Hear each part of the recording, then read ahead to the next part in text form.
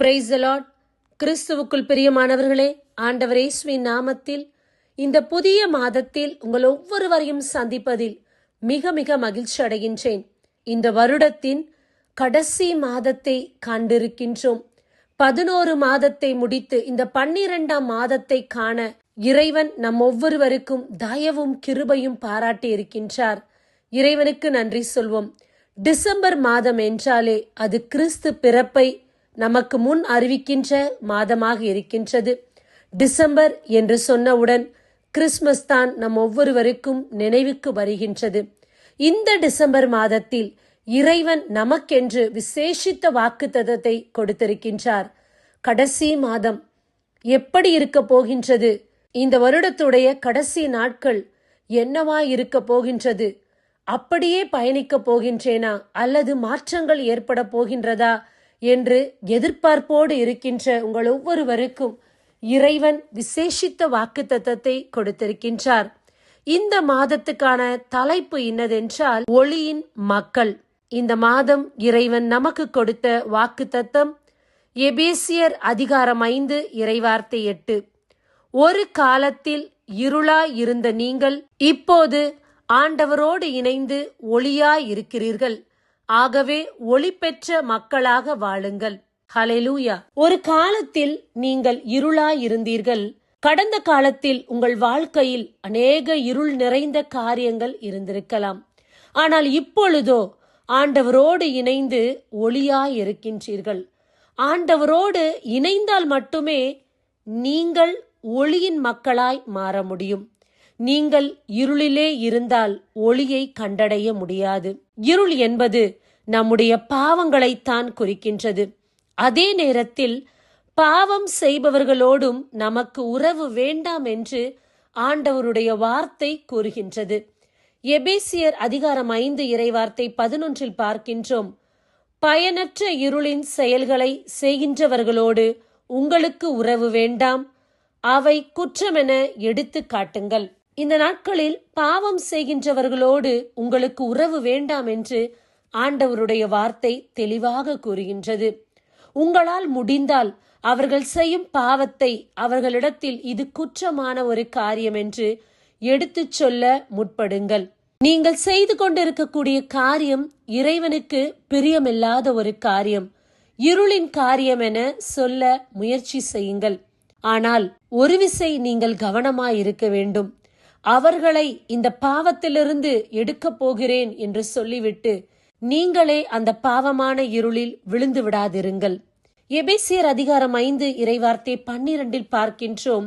அவர்கள் மறைவில் செய்பவற்றை சொல்லக்கூட வெட்கமாக இருக்கின்றது. ஆம் பிரியமானவர்களே, மறைவாக செய்யக்கூடிய பல காரியங்கள் இன்றைக்கு உண்மையில் பாவமான காரியம்தான். அநேகர் இந்த நாட்களில் மறைவாய் பல பாவங்களை செய்து கொண்டு இருக்கின்றார்கள். யாருக்கும் தெரியாது என்று நினைக்கின்றார்கள். அவர்கள் செய்யும் பாவம் சிறிது காலத்திற்கு பிறகு அவர்களையும் அவர்கள் பிள்ளைகளையும் பாதிக்கின்றது. பாவத்தின் சம்பளம் மரணம். இன்று அநேகர் இருளின் செயல்களை செய்து கொண்டு என்னுடைய வாழ்வில் ஒளியே இல்லை என்று சொல்லிக் கொண்டிருக்கின்றார்கள். உங்கள் பாவத்தை விட்டு விலகினால்தானே நீங்கள் இருளுக்குள் கடந்து வர முடியும். இருளிலேயே நின்று கொண்டு ஒளி இல்லை என்று சொன்னால் எப்படி ஒளி உங்களை தேடி வரும்? பாவம் என்கின்ற இருளை விட்டு வெளியே வந்தால்தான் உண்மையான வாழ்வின் ஒளியை காண முடியும். கடந்த நாட்களில் ஏதோ ஒரு விதத்தில் நாம் இருளில் இருந்திருக்கலாம். ஏதோ ஒரு விதத்தில் பாவமான வாழ்க்கையில் சிக்கிக் கொண்டிருந்திருக்கலாம். மறைவான பல காரியங்கள் செய்திருக்கலாம். ஆனால் இப்பொழுது இருளின் காரியங்களை விட்டு விலகி ஆண்டவரின் ஒளியில் இணைகிறீர்கள். இந்த மாதம் இறைவன் நம் ஒவ்வொருவருக்கும் கொடுக்கின்ற அருமையான ஆசீர்வாதம் என்னதென்றால் நீங்கள் எல்லோருமே ஒளியின் மக்களாய் இருப்பீர்கள். ஏசாயா அதிகாரம் 9 இறைவார்த்தை 2 பார்க்கின்றோம். காரிருளில் நடந்து வந்த மக்கள் பேரொளியை கண்டார்கள். சாவின் நிழல் சூழ்ந்துள்ள நாட்டில் குடியிருப்போர் மேல் சுடர் ஒளி உதித்துள்ளது. இவ்வளவு காலமும் இருளில் இருந்த மக்கள் பெரிய வெளிச்சத்தை கண்டார்கள். எப்படிப்பட்ட இருள் அது? மரண இருள் சூழ்ந்த நாட்டில் குடியிருந்தார்களாம். அந்தகார இருள், கெட்ட நடத்தை, குடிவெறி, களியாட்டம், பரத்தமை என்று பலதரப்பட்ட இருளில் அவர்கள் சிக்கி தவித்துக் கொண்டிருந்தார்கள். எதெல்லாம் மறைவாக செய்யப்பட்டதோ அவை அனைத்துமே இந்த நாட்களில் பாவமான காரியம்தான், இருளின் அந்தகார காரியம்தான். ஆனால் ஆண்டவர் இன்று நம்முடைய இருளான பாவத்திலிருந்து விடுவித்து எல்லோரின் வாழ்விலும் சுடரொளியாக விளங்குவேன் என்று கூறுகின்றார். நம்முடைய வாழ்வில் அநேக காரியங்கள் இருளாய் இருந்து கொண்டிருக்கின்றது. அவற்றில் இருந்து நமக்கு முற்றிலுமான விடுதலையை இறைவன் இன்றைக்கு தருவேன் என்று வாக்கு கொடுக்கின்றார். இந்த புதிய மாதத்தில் நாம் எல்லோரும் இருளின் மக்களாய் அல்ல, ஒளியின் மக்களாய் இருப்போம். நம்முடைய இருளான காரியங்களை விட்டு விலகி ஆண்டவரின் ஒளிக்குள் கடந்து வருவோம். ஆண்டவர் தாமே இந்த உலகின் ஒளியாக இருக்கின்றார். யோவான் அதிகாரம் 8 இறைவார்த்தை 12 பார்க்கின்றோம்.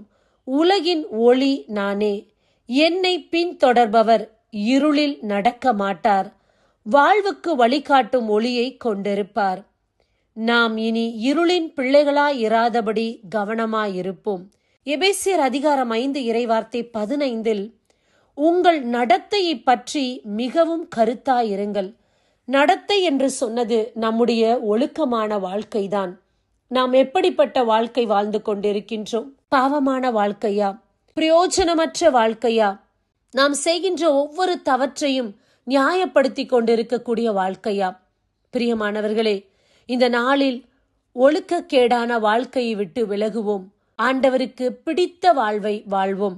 நம்முடைய நடத்தையில் இறைவனுடைய ஒளி கட்டாயம் விளங்கும். இருளின் மக்களாய் நாம் இராதபடி ஒளியை தரித்தவர்களாய் இருக்க வேண்டும் என்றால் இந்த பாவங்களை எல்லாம் விட்டு விலக வேண்டும். நம்முடைய நடத்தையில் கவனமாயிருக்க வேண்டும். எல்லோரும் செய்கிறார்கள், நானும் செய்வேன். எல்லோரும் பேசினார்கள், நானும் பேசினேன். எல்லோரும் நடந்து போனார்கள், நானும் அந்த பாவமான பாதையில் நடந்தேன் என்று சொல்லாதபடி உங்கள் நடத்தையில் நீங்கள் கவனமாயிருங்கள் என்று எபேசியர் அதிகாரம் 5 இறைவார்த்தை 15 இறைவன் வலியுறுத்தி கூறுகின்றார். ஆண்டவர் தாமே இந்த உலகின் ஒளியாக இருக்கின்றார். ஆண்டவரின் ஒளியில் நடப்போம். அதுவே நிலை வாழ்வுக்கான ஒளியாக இருக்கின்றது. இந்த புதிய மாதத்தின் ஆண்டவரின் ஒளியோடு அடியெடுத்து வைப்போம். நம்முடைய இருளான பாவங்களை விட்டு விலகி இறைவனின் ஒளிக்குள் கடந்து வருவோம். இந்த மாதம் இறைவன் நம் ஒவ்வொருவரையும் ஒளியின் மக்கள் என அழைப்பு கொடுக்கின்றார். ஒளியின் மக்கள் என்று நம்மை ஆசிர்வதிக்கின்றார். ஒளியின் பாதையில் நடப்போம். ஆண்டவரின் நிலையான ஒளியை பெற்று இந்த மாதம் முழுவதும் மகிழ்ந்து புதிய ஆண்டுக்குள் பிரவேசிப்போம்.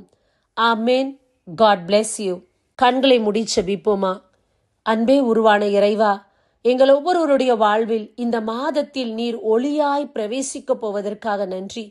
எங்களுடைய இருளான காரியத்தை விட்டு நாங்கள் விலகி ஆண்டவருடைய ஒளிக்குள் கடந்து வருகின்றோம். இந்த மாதம் எல்லாமே புதுப்பிக்கப்பட்டதாய் ஒளியின் மக்களாய் நாங்கள் திகழப் போகின்றோம். இருளான அந்தகாரம் மறைந்து கிறிஸ்துவின் ஒளியை தரித்தவர்களாய் இந்த மாதத்தில் நாங்கள் வாழப்போகின்றோம். உம்முடைய ஒளி எங்கள் வாழ்க்கைக்கு விளக்கேற்றும் ஒளியாக இருக்கட்டும். எங்கள் பாதையில் இருக்கக்கூடிய தடைகளை மாற்றக்கூடிய ஒளியாக இருக்கட்டும். உம்முடைய ஒளி எப்போதும் எங்களோடு தங்கட்டும். தெய்வீக ஒளியை எங்கள் மீது ஏற்றுவீராக. நாங்கள் எல்லோருமே நாங்கள் வாழ்கின்ற இடத்திலும் வேலை செய்கின்ற இடத்திலும் எங்கள் குடும்பத்திலும் ஒளியாய் திகழ்வோமாக. ஆமேன். இந்த ஜெபங்களை இயேசு கிறிஸ்துவின் நாமத்தில் ஒப்புக் கொடுக்கின்றோம். ஜீவனுள்ள தகப்பனே, ஆமேன். God bless you. கிறிஸ்துக்குள் பிரியமானவர்களே, இந்த வார்த்தையை பலருக்கு பகிர்ந்து கொடுங்கள். அவர்களும் இருளில் இருந்து கடந்து வந்து கிறிஸ்துவின் ஒளியை தரித்து கொள்ளட்டும். ஆமேன். God bless you. Have a blessed month. நீர்தானே என் துணையானி, என் கேடகமும் மானி, என்னை நினைப்பவரே, ஆசீர்வதிப்பவரே, என்னை நினைப்பவரே, என்னை ஆசீர்வதிப்பவரே. உம்மை நம்புவேன், நான் உம்மை நம்புவேன், முடிவு பரியந்தம் உம்மை நம்புவேன். உம்மை நம்புவேன், நான் உம்மை நம்புவேன் முடிவு பரியந்தம் உம்மை நம்புவேன்